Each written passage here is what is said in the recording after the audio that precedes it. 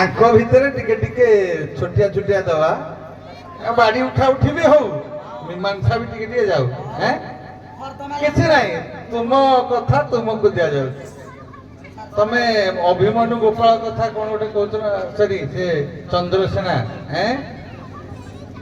ଯିଏ ହେଲେ ଜଣେ ଚନ୍ଦ୍ରସେନା ହୁଅନ୍ତୁ ଆଉ ଯିଏ ହେଲେ ଜଣେ କୃଷ୍ଣ ହୁଅନ୍ତୁ ବାଡି ଉଠା ଉଠି ହଉ ଲୁଚା ଲୁଚି ହଉ ପଦେ ପଦେ ହେବେ ଆପଣ କଣ ହେବେ ଟଚ୍ ପଡିଛି ବୁଢାର ଆଗ ଆସିଛନ୍ତି ନା କଣ ହେବେ ଚନ୍ଦ୍ରସେନା ନା ଏମିତି ମୁରଲୀଧର ରୂପ ଦେଖିକିରି ଦେବା ଇଏ କୃଷ୍ଣ ଭଳିଆ ଦିଶୁଛନ୍ତି କୃଷ୍ଣ ହେବେ ମାନ୍ୟରେ ବି ଆମର ମାନ ଆଚ୍ଛା ଆଚ୍ଛା ବର୍ତ୍ତମାନ ଚନ୍ଦ୍ରସେନା ଆରମ୍ଭ କରିବେ ଚନ୍ଦ୍ରସେନା କାହିଁକି ନା ଏତ ହଟ ହଟା କରୁଛି ନା ଇଏ ଆରମ୍ଭ ହଉ ତିନି ପଦ ବେଶୀ ନାହିଁ ବଢିଆ ଭାଗରେ ହବ ଆଚ୍ଛା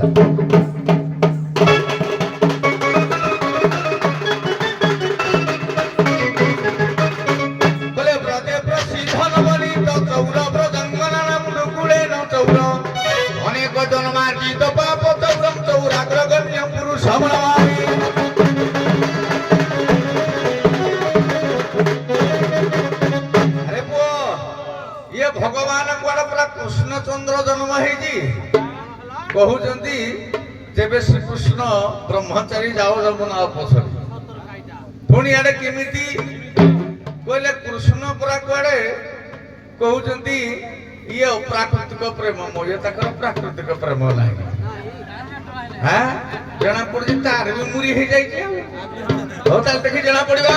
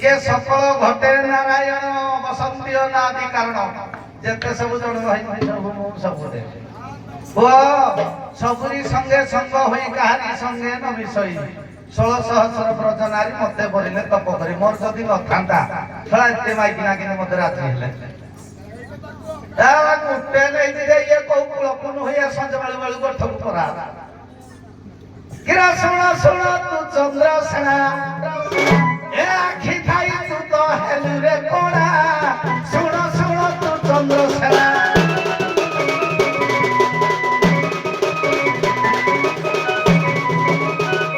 सिका बाहाती की सजाई भाई पतो दिया पठाई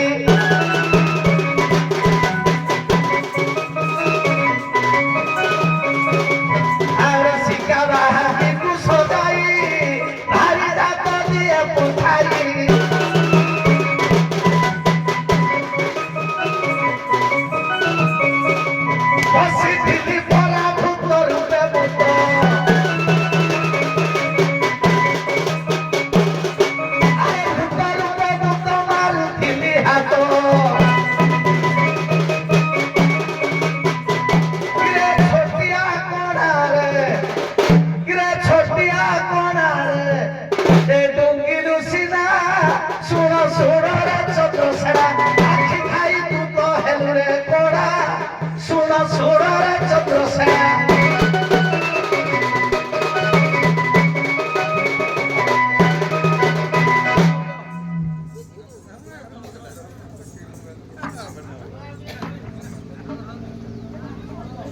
ବହୁତ ବହୁତ ଧନ୍ୟବାଦ। ଆମେ ଏତିକି ବି ଆଶା ଯଥେଷ୍ଟ। ମା ମାନେ ଠିଆ ହୁଅ। ଆଜି ବାଇ ଧନ ସ୍ୱାଙ୍ଗ ଦିଆଯିବ ନାହିଁ। ଏଇଠି କେବଳ ବହୁତ ହୁଏ ଆମେ ବୀଣାକାର ଆଣିବା। ତେଣୁ ସମସ୍ତଙ୍କର ମଙ୍ଗଳ କରିବେ ମା ଦି ଜଣ। ମା ଦି ଜଣ ମଙ୍ଗଳ କରିବେ। ଆପଣମାନେ ଜାଣିଛନ୍ତି, ମୁଁ ଖାଲି ଶ୍ଲୋକଟା ପଢି ଦଉଛି।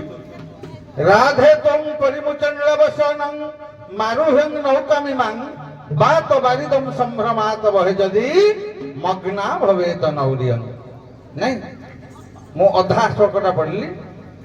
এই ଶ୍ଲୋକରେ କଥା ହେଲା ରାଧେ ତଂ ପରିମୁଚ ନୀଳବସନଂ। ହେ ରାଧା, ତୁମେ ତୁମର ନୀଳବସନଟାକୁ ପରିତ୍ୟାଗ କର। ଅର୍ଥାତ୍ କୃଷ୍ଣ ଚତୁରତାର ସହିତ ନାବିକ ରୂପରେ ନାଁରେ ରହିକି କହୁଛନ୍ତି, ହେ ରାଧା, ତୁମେ ତୁମର ନୀଳବସନଟାକୁ ପରିତ୍ୟାଗ କର। କାରଣ ବାତ ବାରିଦମ ସମ୍ଭ୍ରମାତ ବହେ ଯଦି, ତୁମର ସେଇ ନୀଳବସନକୁ ଦେଖି ମେଘ ଯଦି ଭାବିବ ଏଇଟା ମାନେ ପବନ ଭାବିବ ଇଏ ମେଘ ବୋଲି, ପବନ ବହିଲେ ଆମେ ବୁଡ଼ିଯିବା। ତେଣୁ ରାଧା, ତୁମେ ତୁମର ନୀଳବସନଟାକୁ ପରିତ୍ୟାଗ କର। ତେଣୁ ଆପଣମାନେ ପରିତ୍ୟାଗ କରିବେ କେମିତି? ଆଶୀର୍ବାଦ ସମସ୍ତେ ପାଇବେ କେମିତି? ଏଇଟା ଦି ପଦ ଗାଇଦେବା। ଆପଣ ଆଗ ଆସିଛନ୍ତି ନାଇଁ, ଇଏ ଆଗ ଆସିଛନ୍ତି। ତାହେଲେ ଷ୍ଟାର୍ଟ ହଉ। ପ୍ରସଙ୍ଗ ବୁଝି ହେଉଛି ତ? ଶ୍ଲୋକଟା ଆଉ ଫାଳେ ଅଛି, ସେଥିରେ ହେଇଯିବ। ସମସ୍ତଙ୍କୁ ମଙ୍ଗଳ କରିଦେବା, ତାପରେ ବୀଣା ଧରିଦେବା। ବହୁତ ବାଟ ଯିବା, ମୁଁ 100 କିଲୋମିଟର ଯିବି। ଆପଣମାନେ ଆଉ ଗୋଟେ କଲ୍ ଅଛି। ନୌକା ବିହାରରେ ରାଧା କୃଷ୍ଣ ହୋଇଲେ ପ୍ରତିଯୁକ୍ତି, ହୋଇଲେ ପ୍ରତିଯୁକ୍ତି।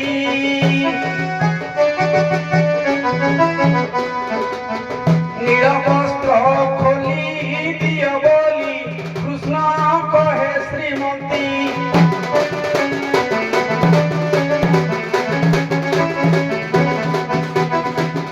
ରାଧିକା ତ ହିଁ ଯେ ତତ୍କ୍ଷଣାତ ମନେ ବିଚାର କଲେ, ମନେ ବିଚାର କଲେ।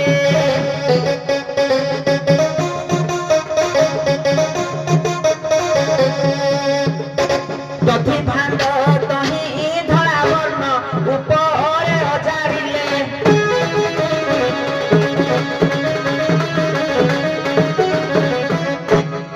ଆଜ୍ଞା, ତେଣୁ ରାଧା କଣ କଲେ ଚାଲାକରେ, ସେ ବସ୍ତ୍ରଟାକୁ ଆଉ ନ ଖୋଲି କୃଷ୍ଣ କହିଛନ୍ତି ମାନେ ଏ ନୀଳବର୍ଣ୍ଣକୁ ଦେଖି ପବନ ବହିବ। ତେଣୁ ସେ କଣ କଲେ, ତାଙ୍କ ପାଖରେ ଯୋଉ ଦହି ହାଣ୍ଡିଟା ଥିଲା, ଟଙ୍କାରେ ରଖିଥିଲେ, ସେ ତାଙ୍କ ଉପରେ ଅଜାଡ଼ି ଦେଲେ। ଶେଷ ଚରଣଟା କହିଦେଲ। ଆଜ୍ଞା। ଆଉ ଟିକେ କଟୁକ୍ତି ଥିଲା। କଣ ନା ବାତ ବାରିଦମ ସମ୍ଭ୍ରମାତ ବହେ ଯଦି ମଗ୍ନା ଭବେତ ନୌରିୟମ୍ ଶୁକ୍ଳମ୍ ତଦା ବସନାନ୍ତର ପରିଦଧା ମାଦେଇ ତଦେବଂ ବପୁ ଶ୍ୟାମ ସମନେ ନବନିରୋଧମ୍ ତନୁ ତକ୍ରେ ହିଁ ସମାଚ୍ଛାଦିତମ୍। ସେ ରାଧା ଆଉ ଥରେ କହିଲେ, ମୁଁ ସିନା ଆମର ନୀଳବସନଟା ପରିତ୍ୟାଗ କରିବି, କିନ୍ତୁ ଆପଣଙ୍କର ଶରୀରଟା ହଉଛି ଘନ ନୀଳ। ଯଦି ସେଇ ଘନ ନୀଳ ଶରୀରକୁ ଦେଖି ପବନ ବହେ, ପୁଣି ନୌକା ବୁଡ଼ିଯିବ। ତେଣୁ କୃଷ୍ଣ କହିଲେ, ତନୁ ତକ୍ରେ, ତମ ତନୁରେ ଯୋଉ ତକ୍ରେ ମାନେ ଦହି, ଏ ଦହି ଆମ ସର୍ବାଙ୍ଗରେ ଢାଳିବା ଉଭୟ। ତେଣୁ ଉଭୟଙ୍କର ସର୍ବାଙ୍ଗରେ ଢାଳି ଦିଆଗଲା। ସେମାନେ ଶୁକ୍ଳ ବସ୍ତ୍ର ଧାରଣ କଲେ। ହେମନ୍ତ ଯେଉଁ ପରମ ବ୍ରହ୍ମ, ପରମ ପୁରୁଷ, ପରମାତ୍ମା ପରମେଶ୍ୱର, ରୁଣ୍ଡୀଭୂତ ସମସ୍ତ ଜାଗ୍ରତ ଜନତା ତଥା ପଡ଼ୋଶୀ ପଡ଼ୋଶୀ ଭାଇ ବନ୍ଧୁ ଏବଂ ସମସ୍ତ କଳାକାର ଏବଂ এই ଗାଁ, এই ପଞ୍ଚାୟତ, এই ଅନୁଷ୍ଠାନ, ଇଏ ଓଡ଼ିଶା ମାଟି ତଥା ଭାରତବର୍ଷ ଶେଷରେ ବିଶ୍ୱର ମଙ୍ଗଳ ବିଧାନ କରନ୍ତୁ। ବହୁଳ ପ୍ରମାଣ ଦେଖବାର ହରି ହରି ବୋଲ। ଏବେ ଖାଲି ସଂକ୍ଷେପରେ ଆପଣଙ୍କ ନ୍ୟାୟରୁ ଖାଲି ପଚାରିବା। ଆଚ୍ଛା, ଆପଣଙ୍କର କୌଣସି ବାସେଳି ମା ନାଇଁ? ବାସେଳି ମାଙ୍କୁ ଆପଣ ପୂଜା କରନ୍ତି, ତାଙ୍କର ମୁହଁ ହଉଛି ଘୋଡ଼ା ଭଳିଆ ନାଇଁ? ତେବେ ପ୍ରଭୁ ତ ଚୈତି ଘୋଡ଼ା ଦେଲେ, ତା ନାଁଟା ହେଲା ଚୈତି ଘୋଡ଼ା। ଚୈତି ଘୋଡ଼ାକୁ କେତେବେଳେ ବାସେଳି ନାଁଟା ଦେଲେ ଆପଣ ମାନେ? ଆଜ୍ଞା, ଯେତେବେଳେ ପ୍ରଳୟ କାଳରେ ଦାସ ରାଜା ନେଇ ସିଂହଳ ଦ୍ୱୀପରେ ବାସ କରାଇଲେ, ସେ ସମୟରେ ପ୍ରଥମସ୍ଥ କୈବର୍ତ୍ତ ପୁରାଣ ଅନୁସାରେ ପ୍ରଥମସ୍ଥ ଅଶ୍ୱିନୀ ବାସଳି ସେହି ସମୟରେ ବାସସ୍ଥାନ ଦିଆଗଲା ସିଂହଳ ଦ୍ୱୀପରେ। ପ୍ରଥମସ୍ତ ଆଗ ତାପରେ ହେଠୁ ଚୈତ୍ୟ ଘୋଡ଼ାଟାକୁ ନଚାଗଲା ତାର କର୍ତ୍ତବ୍ୟ ରୂପରେ। ତେଣୁ ସେ ମା ବାସଳୀଙ୍କୁ ଧରି ଗ୍ରାମେ ଗ୍ରାମେ ଫେରି ଅନେକ ନାମ ଗୁଡାକ ପ୍ରସାରିତ ପ୍ରଚାରିତ କଲା। କିନ୍ତୁ ପ୍ରଥମେ ସିଂହଳ ଦ୍ୱୀପରେ ଥିବା ସମୟରେ ଟିକେ ଦେଖିବା, ଆଉ ଟିକେ ସରଳ କରିଦେବା କଥାଟା। କଥା ହେଲା ଭଗବାନ ରାମଚନ୍ଦ୍ରଙ୍କୁ ପ୍ରଭୁଙ୍କୁ ଯୋଉଦିନ ପାହାଡ଼ି କଲେ କୈବର୍ତ୍ତ, ସେଇ ଦିନ ଠାରୁ କୈବର୍ତ୍ତ ଆଉ ସେ ଡଙ୍ଗାରେ କାର୍ଯ୍ୟ କଲା ନାହିଁ, ନା ମାଛ ମାରିଲା ନା କିଛି ବୃତ୍ତି କଲା ନାହିଁ। କାହିଁକି ନା ଯୋଉଠି ମର୍ଯ୍ୟାଦା ପୁରୁଷ ରାମ ଭଗବାନ ଯୋଉ ଡଙ୍ଗାରେ ପାରି ହେଇଛନ୍ତି, ଆଉ ଜଣଙ୍କର ପାଦ ପକେଇବି ସେଠି ନାଇଁ, କିମ୍ବା ମୁଁ ଚଳିବି ନାଇଁ। ମୁଁ ଆଉ ଗୋଟେ ମଣିଷ ଦେଇ କହୁଛି, ସେଇ ଦିନଠୁ ଡଙ୍ଗା ଥୋଇ ଦିଆଗଲା। ପ୍ରଭୁ ଯେତେବେଳେ ଫେରିଲେ କୈବର୍ତ୍ତର ଅବସ୍ଥା ଶୋଚନୀୟ। ଦାନା ନାହିଁ ଆଉ ପେଟରେ, ଖାଇବାକୁ ନାହିଁ। କହିଲେ ଏ ଅବସ୍ଥା କାହିଁ ଶୋଚନୀୟ? ନା ଆଜ୍ଞା ଆପଣ ଯୋଉ ଡଙ୍ଗାଟିରେ ବସିଲେ ମୁଁ ଆଉ ବୃତ୍ତି କରୁନାହିଁ। ହଉ ଠିକ ଅଛି, ତେବେ ଏ ଚୈତି ଘୋଡ଼ା ନେଇ ଏଇଟା ଗୋଟେ ପ୍ରସଙ୍ଗ ଅଛି, ସେ ଆପଣ ବି କହୁଛନ୍ତି ଠିକ ଅଛି, ମନା କରୁନି। ମୁଁ ଏଇ ବହିଟି ପଚାରେ, ଏଇ ଘୋଡ଼ାଟି ନିଅ, ତମେ ବୃତ୍ତିରେ ଲଗାଅ, କିଛି ପ୍ରତିପୋଷଣ ହେବା ପାଇଁ ୟାକୁ ନିଅ, ବୃତ୍ତିରେ ଲଗେଇବ। ହେଲା, ନେଲା ପରେ ଘୋଡ଼ାଟି ତ ନିଆଗଲା, ପୁଣି ବାସେଳି କେମିତି ହେଲା? ଚୈତି ଘୋଡ଼ା, ସେଇ ଘୋଡ଼ାଟା ଆଜ୍ଞା। ଆଜ୍ଞା ଏଇ ଯୋଉ ଚୈତି ଘୋଡ଼ାଟା ଦିଆଗଲା, ରହନ୍ତୁ, ସେ ଆଉ ଟିକେ କଣ କହିବେ କି? ଆଉ ନାଇଁ ସାର୍, ନାଇଁ ସାର୍ କୁହନ୍ତୁ। ଏଇ ଯୋଉ ଚୈତି ଘୋଡ଼ାଟା ଦିଆଗଲା ତାଙ୍କୁ, ସେଇ ଚୈତି ଘୋଡ଼ାକୁ ଧରି ନିଜର ପରିବାର ପ୍ରତିପୋଷଣ ଏଗାରୁ ସେ ଗାଁ ନିଜର ଭାରକୁ ଧରି ସେ ଆଜ୍ଞା ଘୋଡ଼ାରେ ସବୁଆଡେ ବୁଲିକିରି ବ୍ୟବସାୟ କଲା। ଇତି ଅବତରରେ ସେ ଚୈତି ଘୋଡ଼ାଟି ଆଜ୍ଞା ମରିଗଲା। ସେ ଯୋଉ ମରିଗଲା ଚୈତ୍ର ପୂର୍ଣ୍ଣିମା ଦିନ ମଲା, ତାକୁ ବାସେଳି ରୂପରେ ପୂଜା କଲେ କୈବର୍ତ୍ତ ଜାତିର। ତା ମାନେ ମରିଲା ପରେ, କୈବର୍ତ୍ତ ପୁରାଣରେ ବି ଅଛି ନା, ମରିଲା ପରେ ଯାଇକି ମା ବାସେଳି ହେଇଛନ୍ତି। ତା ପୂର୍ବରୁ ଆଉ ଚୈତି ଘୋଡ଼ା ନାହିଁ। ଆଉ ମା ରାଧାଙ୍କୁ କିଏ ଆଗ ଆପଣ ଆସିଛନ୍ତି? ଆପଣଙ୍କୁ ଗୋଟିଏ ରାଧା ସମ୍ପୁଟ, ଆପଣ ସମ୍ପୁଟ, ଗୋପ ସମ୍ପୁଟ କହିଲେ ଜାଣିଛନ୍ତି, ଆମେ ସମସ୍ତେ ଜାଣିଛୁ, ଆପଣ ଜାଣିଛନ୍ତି, ପ୍ରଶ୍ନ ବି ବାର ହେଇଛି। ଗୋଟିଏ ବହିରେ ନିମ୍ନ ରାଧାଙ୍କର ମୁକୁଟ ଠାରୁ ଆରମ୍ଭ କରି ସବୁ ଅଳଙ୍କାର ଓଜନ ପର୍ଯ୍ୟନ୍ତ ଦେଇଛି, ସେଠି ଗୋଟେ ଅଛି ରାଧା ସମ୍ପୁଟକ। ତା ବିଷୟରେ କିଛି କହିବେ କି? ରାଧା ସମ୍ପୁଟକ।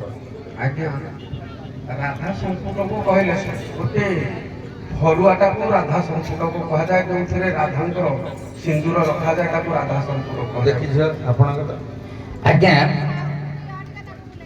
ସମ୍ପୁଟକୁ କହିଲେ ରାଧା ଯେଉଁ ଅଳଙ୍କାର ବା ଯେଉଁ ଗହଣା ପ୍ରତ୍ୟେକ ଦିନ ଲଗାଉଥାନ୍ତି ଏବଂ ଲଗେଇବାର ଆମେ ଯେମିତି କହୁଛନ୍ତି ଯେ ଯେକୌଣସି ବାକ୍ସ ହେଉ ବା ଯେକୌଣସି, ଆଜିକାଲି ତ ବିଭିନ୍ନ ପ୍ରକାର ଆସିଲାଣି, ତେଣୁ ଯେଉଁ ଜାଗାରେ ସେ ରଖନ୍ତି ତାଙ୍କ ଲଗେଇବା ସିନ୍ଦୁରଠୁ ଧରି ଅଳତାଠୁ ଧରି ଯେକୌଣସି ଜିନିଷ, ତେଣୁ ଯେଉଁ ପାତ୍ରରେ ଯେଉଁ ଜାଗାରେ ରଖନ୍ତି ତାକୁ କୁହାଯାଏ ହିଁ ରାଧା ସମ୍ପୁଟ। ଆଉ ଟିକେ ପଶିଥିଲେ, ଦି ଜଣ ଯାକ ପଶୁଛନ୍ତି ଯେ ପଶିନାହାନ୍ତି, ବହିଟା ଦେଖିନାହାନ୍ତି ତ ଅସୁବିଧା ହେଇଛି। ଆଜ୍ଞା। ହଉ କିନ୍ତୁ ହଉ ସମ୍ପୁଟକ କହିଲେ ବିଶ୍ୱନାଥ ଚକ୍ରବର୍ତ୍ତୀଙ୍କ ଲେଖା ବହି ଗୋଟେ ନାମ ପ୍ରେମ ସମ୍ପୁଟ, ସେଥିରେ ଲେଖା ହେଇଛି ରାଧାଙ୍କର ସିନ୍ଦୁର ଫରୁଆଟାକୁ ସମ୍ପୁଟକ କୁହାଯାଏ, ମୁଁ ଯେତିକି ଜାଣିଛି। ନାଇଁ, ମୋ ବହିଟା ସେଟା ଆସୁନି, ମୋ ବହି ଟିକେ ଅଲଗା ଅଛି। ବହୁତ ବହୁତ ଧନ୍ୟବାଦ ଆପଣମାନଙ୍କର ବହୁମୂଲ୍ୟ ସମୟ ଏବଂ ଆପଣଙ୍କ କଳାକୃତ ଜୀବନ ସାର୍ଥକ ହେଉ।